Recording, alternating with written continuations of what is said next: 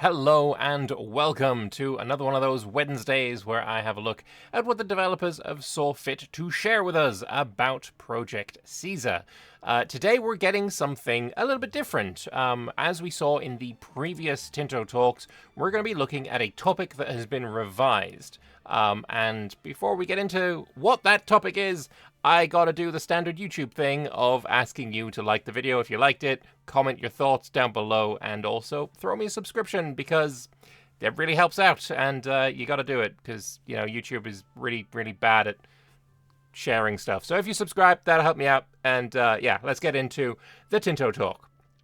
Hello everyone and welcome to another Happy Wednesday, the day of the week, where you get a new Tinto Talks, the special posts we make to gather feedback about the very secret game with a code name Project Caesar. While we may have some skills and some experience in designing games, we are not perfect, and that's why we are doing these Tinto Talks, so we can get feedback on what may be less than stellar, and for us to think about things we may not have thought about. Sometimes it's small easy things they can do immediately and they'll tell us in the thread directly, and sometimes it's larger things that they will talk about later. I love this little disclaimer. That's the whole reason that Tinto Talks exists, the gathering of feedback. That's why I do these videos, because this is my own version of feedback that I can do, and we have seen already very tangible results of the feedback being implemented into the game, and this looks like it's going to be another one of those times. So let's see what that is. Our Tinto Talks from a month ago about Great Powers and Hegemons was one of the very few we've made that had a negative reaction. But what was great with it is that there was plenty of great, constructive, and usable feedback from it. Pretty much everything in this thread today has been built on community ideas that have been revised and discussed internally. I love this. That is fantastic. First of all, they've reworked it so that rank for a country is more about the flavor and internal mechanics, moving away from the unlocking of powerful diplomatic actions like intervening and threatening wars, so that they are for great powers instead. There was also some modifiers that more fit being in a great power than a kingdom and empire name, like the power projection bonus that a rank gave. So here we have a new icon for rank as well, which I do like. The number 3 for kingdom, 4 for empire, I would imagine. Would be nice if they get to a 5, because it's let's be honest, it's EU5, so it would be nice, but you know, that's fine, that's fine. Kingdom is a tier 3 ranked country. You get an extra artist, your diplo range goes up, diplomatic capacity goes up, maximum diplomats goes up, great power score exempt from forfeit. Don't know what that means. Plus 100, you can sign alliances. Is this meaning that you're not going to be able to at a certain rank? Are empires incapable of alliances, or are county tiers incapable of alliances? That's kind of scary, actually, not gonna lie. Possible rivals plus 3 is very interesting as well, because 3 was the amount of rivals you could have in EU4. Full stop, no ifs, buts, or maybes, no, extras, no negatives, no whatever. Unless you were too big and there were no possible rivals, but that's a different thing entirely. Having possible rivals plus 3 means that, I don't know, maybe a duchy rank can only have 2, a county can only have 1, an empire can have 4, or maybe it goes the other direction. Can an empire have no rivals at all? Because, I'm an empire at this point. There are no countries capable of rivaling me. Maybe? I don't know. It's certainly an interesting one. So, great powers. First of all, being a great power is not without its costs, and now being considered one increases the amount of gold your country needs to spend to keep up its legitimacy. Also, all great powers have a negative opinion of minus 25 of each other. The bonuses you get now scale with the position you have among the great powers, where being number 1 gives the highest one. So this is Yuan. They are number 1, so they get more power projection, more monthly prestige, diplo capacity, monthly diplomats. Their court is more expensive. They can intervene, they can enforce, they can threaten. Okay. Then France at level 5 only gets plus 2 from power projection, 0.02 from prestige, 0.4 from diplo capacity, 0.04 extra monthly diplomats. Their cost of their court is less. They can still do the doodads as well, though.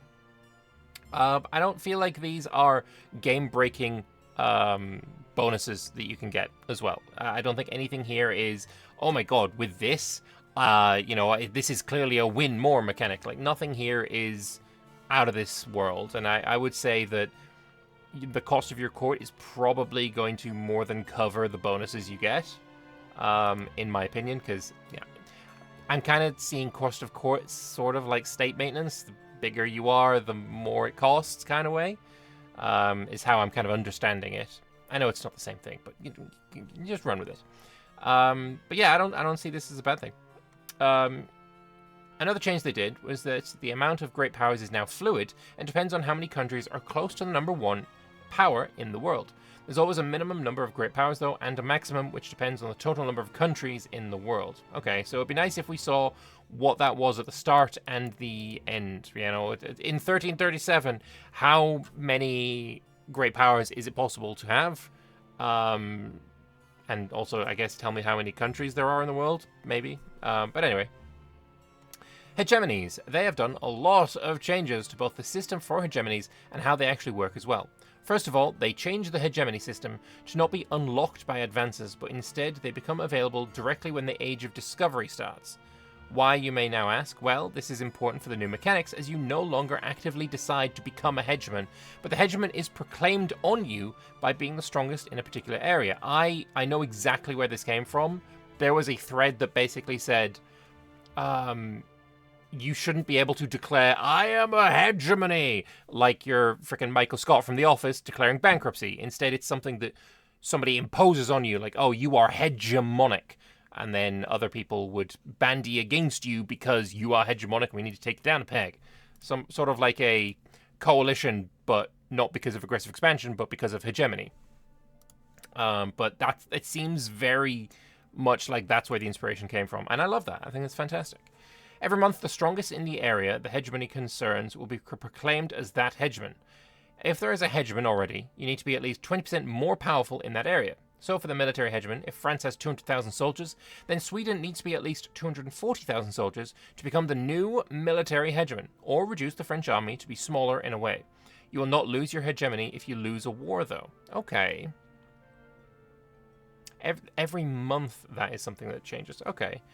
I don't know. If you have a lot of countries, say France gets to 200,000 soldiers, they are now the hegemon. What happens then if 3 or 4 or 5 other countries then meet France at 200,000 soldiers? France remains the military hegemon even though they're kind of not? Every month the strongest in the area, the hegemony concerns. So the hegemony concerns is military, naval, economic, probably more as well.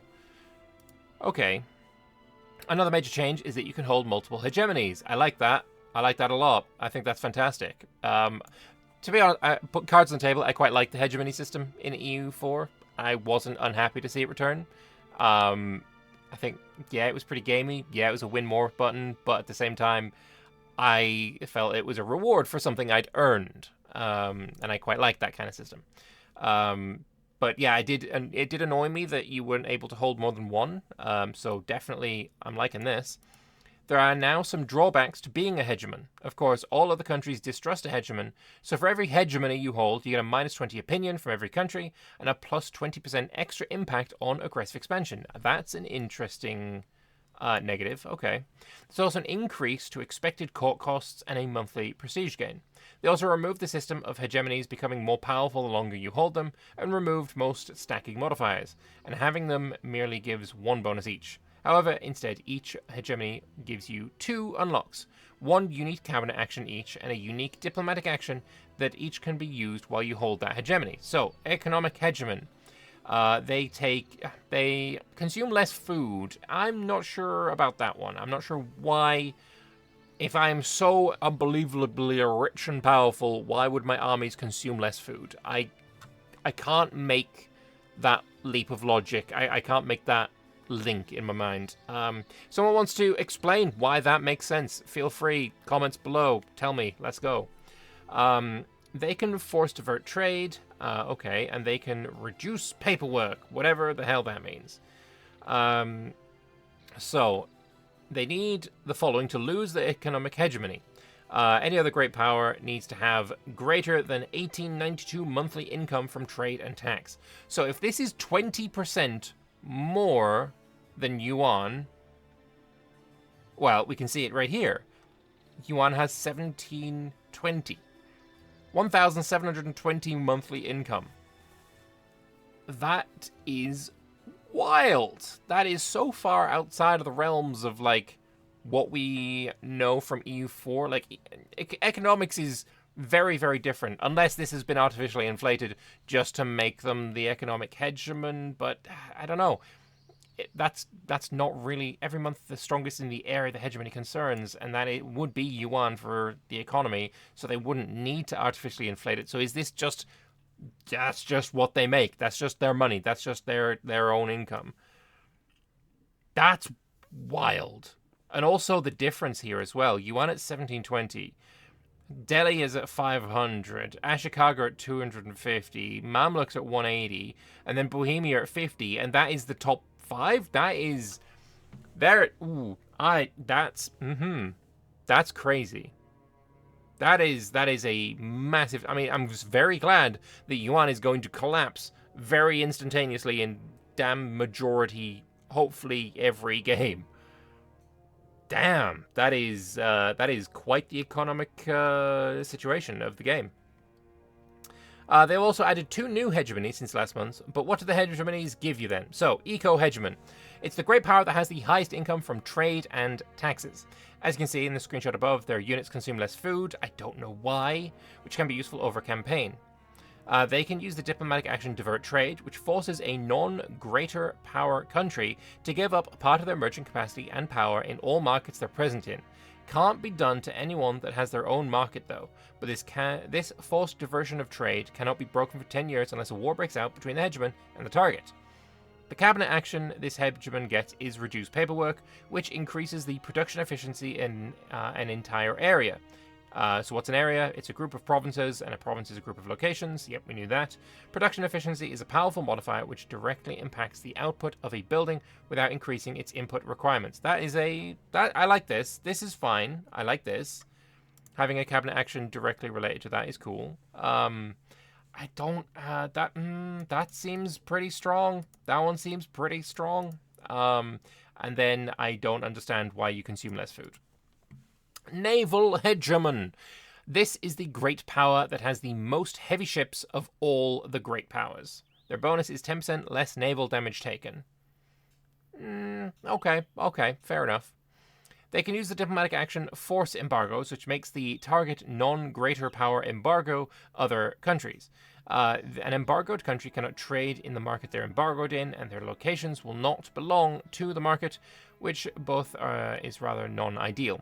This forced embargo can't be broken for 10 years unless a war breaks out, blah blah blah. They also get naval focus as their cabinet action, which increases the maritime growth and harbour suitability of all ports in an area. This is fine. This is, I guess, fine, and this feels omega strong. So, as an example, say you as... What would be a good example? What would be a good example of being able to force another country to embargo? Like, imagine that France becomes the naval hegemon, and they start throwing around these force embargoes on other countries to get them to stop trading with Great Britain. I feel like you see where this is going, right? Yeah. If Britain is absolutely requiring an influx of goods from Europe, that's going to hurt them a lot. I feel like just forcing somebody to embargo another country is going to be massively impactful. Like, to both the country you're forcing to embargo and the target country as well. I'm fine. Like, it makes sense. Definitely, naval hegemony to be able to do that. 2 naval-based countries. Not naval-based countries, but countries with a navy, with ports, with a coastline. Because imagine if you are Italy, you become the naval hegemon, and you as naval hegemon, have such a sway and diplomatic prowess as a naval hegemon that you can force Switzerland to stop trading with Germany. Makes no sense, does it? So, okay. Military hegemon. They have the biggest army of all the great powers. Their bonus is 10% cheaper war score costs. Yeah, I can see that. That's fine, I guess. That's fine. They also have the Violate Sovereignty diplomatic action. This is probably the most requested feature ever by any warmongering player, and allows you to enforce a military and food access on any non-greater power country for 6 months. It means that you can pretty much ignore neutrality and make sure your army is well fed as you march it to another theatre. There's a slight drawback that the country who you march through will dislike you and get a casus belli on you. You're the military hegemon. What are they going to do about it? The cabinet action this hegemon gets is Soldiers as Workforce, which gives you faster construction speed in an area, impacts roads, buildings, and RGOs, and can be useful to get more barracks, forts, and iron mines quickly for the war machine. I like that. This, fantastic. Love this. Love this a lot. This is fine, and this is also really good. I think the bonuses here make sense. They're flavorful. All of that, great. Love that. Cultural hegemon. It's one of the new ones. It's granted to the great power with the highest cultural influence. Their bonus is 25% growth to cultural tradition growth. Okay, alright. They can use the diplomatic action Force Change Court Language. This forces a non-greater power country to change their court language to yours, which further strengthens your stronghold on culture. It can't be changed for 10 years unless a war breaks out, blah blah blah. The hegemon can use the cabinet action Assimilate Area, which allows you to assimilate pops in an entire area at once, which is a few times more powerful than the Promote Culture cabinet action, which can only target a single province at a time. This seems omega powerful. This seems okay. Yeah, alright. And this seems pretty strong as well. This is very flavorful, very fluffy. I'm fine with this. This seems omega powerful. Okay, moving on. Diplomatic hegemon. It's the second of the new hegemonies, and it's granted to the great power with the highest diplomatic reputation. Their bonus is 30% higher impact from improving relations. Alright, I'm okay with this. They can use the diplomatic action Influence Country, which increases trust and opinion in target non-greater power countries. Their cabinet action is the Diplomatic Core, which allows the hegemon to dramatically increase their diplomatic capacity, while also gaining more diplomats each month. I like this. It's very much fluffy, flavorful. I like it. This is fine. This is... I mean, we've seen Influence Country before. That's fine. All of this, fine. Love that. And we have here Great Powers. Are we seeing on here any of their hegemonies? I feel like that would be a good thing to add. Okay, at the start of the game as well, there is only 5 great powers. Fair enough. Or there is 1 great power and a few stragglers. It's funny that the top 3 of these are going to implode at some point during the game. Of course, the Yuan has their Red Turban Rebellion. Sultanate of Delhi explodes into all of the Indian princes. I don't know what the name for that rebellion is called. Ashikaga is going to have its shogunate Sengoku Jidai thing going on. I guess the Mamluks are going to get murdered by the Ottomans, but that's a bit outside of relevancy. Yeah. Okay. Definitely, hegemonies need to be on this page somewhere. They need to be on this page somewhere, and I would argue that no one needs to see their face on this page. I think it's just kind of irrelevant to see the face on the page. It would be nice to have the hegemony, just like a symbol for each of these hegemonies, right? Economic hegemon has these, coins and something. Just have that on here somewhere. Okay. How do I feel about this? I think it's an improvement over what came before, 100%. They have removed a lot of the win-more-iness that was there before. Because actually, let's go and have a look at that. Where is it? Was it the diplomatic? Oh no, country rankings. Here we go. What it used to be, Kingdom here, for example, they had more bonuses. I want to see the hegemony. Here's the military hegemon. The war score cost is still there. They had counter-espionage, and then scaling army attrition, army move speed, a scaling great power score, and at max power they got siege ability. Like, all of this here is gone. This is gone. This is gone. I do very much like that it's coming with a cabinet action and it's coming with a diplomatic action. That I really like. I really like that you can have more than one at a time.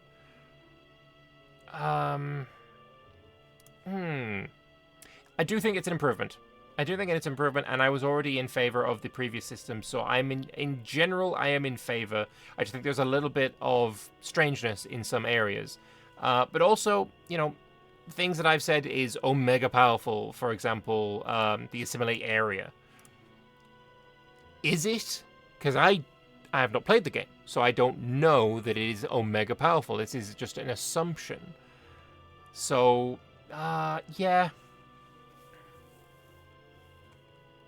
I think a lot of it is very fluffy and very nice, and I'm maybe just worrying about the diplomatic actions. Some of them seem a bit too powerful. But we'll have to get into the game and see just how powerful they are. It would be nice if we had a little bit of a...